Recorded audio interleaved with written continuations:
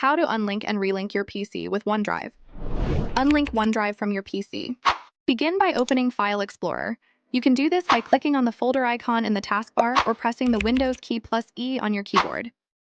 Next, locate OneDrive in the left sidebar of File Explorer and click on it. Now, right-click on the OneDrive icon and select Settings from the context menu that appears. In the OneDrive Settings window, click on the Account tab located at the top. Here, you will find the option to unlink this PC. If you are unable to find the OneDrive in your folder, don't worry.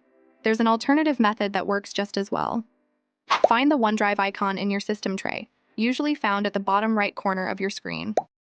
Click on the icon, then click on the Settings icon. From there, click on Settings. This will open the same OneDrive settings window, where you can proceed to click Unlink this PC. Now click on Unlink this PC option. If prompted, click Unlink to confirm that you want to unlink your PC from OneDrive. And there you have it. Your PC is now successfully unlinked from OneDrive. Hover your cursor over the OneDrive icon in the system tray, and you will see a tooltip saying Not Signed In. Clicking on the icon will display the Sign In button, indicating that your PC is no longer linked to OneDrive. Relink your PC to OneDrive. To relink your PC to OneDrive, simply click on the OneDrive icon in the system tray. This will open the OneDrive sign-in window. In the OneDrive sign-in window, enter your email address associated with your Microsoft account. Then, click on the Sign In button. Next, provide your password if prompted, and click Sign In.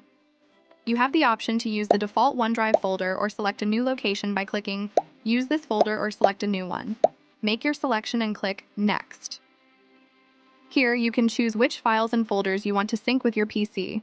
If you prefer not to sync at this moment, click I'll do it later. You may choose to set up a personal vault for added security. If you wish to set it up later, click Not Now to proceed. Click Next until this page comes up. Click Later.